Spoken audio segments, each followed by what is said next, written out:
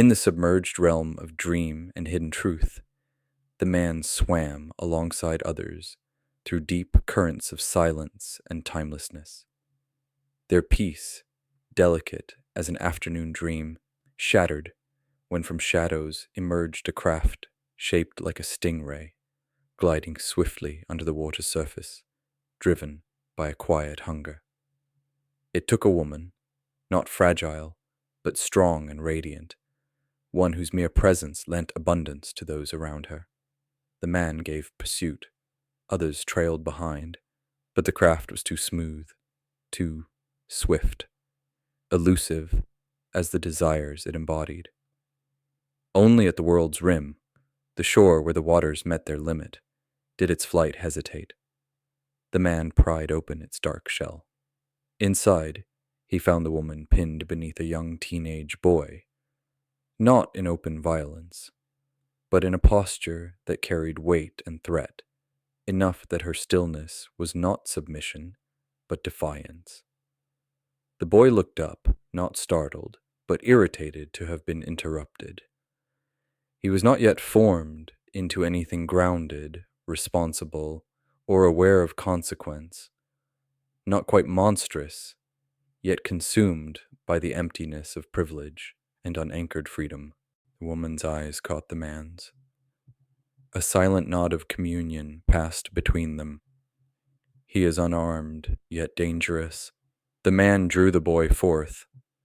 The teenager said nothing, gazing back with proud indifference, accustomed to possession without question. The man felt an impulse to strike, to teach humility through force, but held himself still, breathing deeply, listening to an inner voice older than anger. On the shore, as if born from earth and shadow, a dog appeared, large and patient. Its gaze carried the weary kindness of a guardian spirit. Without command, it joined them, embodying loyalty, sorrow, and the quiet beauty of all that humans misplace or fail to cherish. Thus began their arduous journey.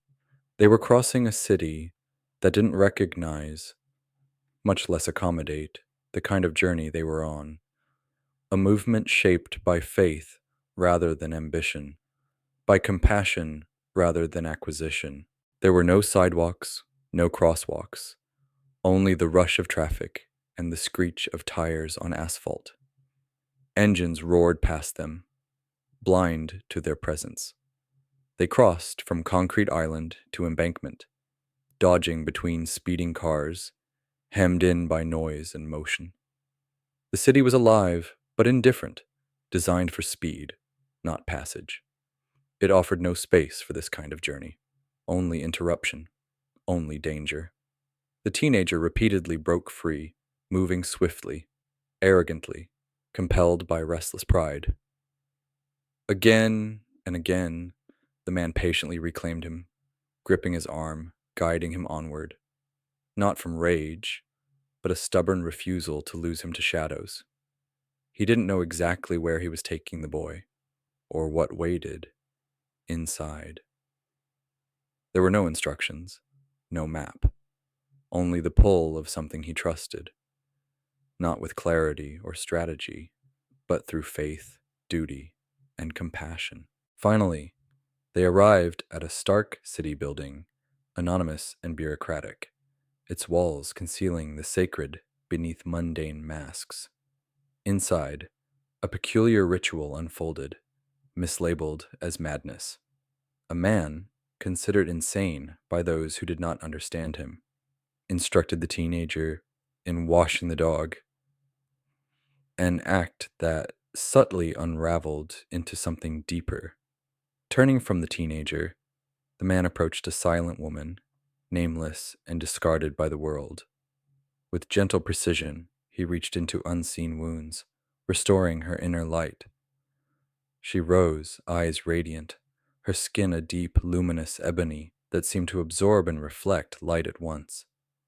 She declared quietly, yet unmistakably, "I am Queen." Though her name dissolved in silence, its truth resonated deeply. Her very presence became an affirmation of lost dignity reclaimed.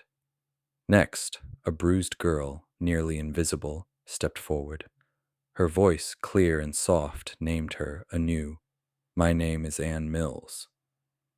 The room filled quietly with fresh breath, a sense of gentle, persistent life. The teenager stood transfixed, witnessing transformations that defied his narrow understanding. Should he be taught? The man was asked, the question heavy with consequence. Yes, the man said without hesitation. A notebook found its way into the teenager's hands.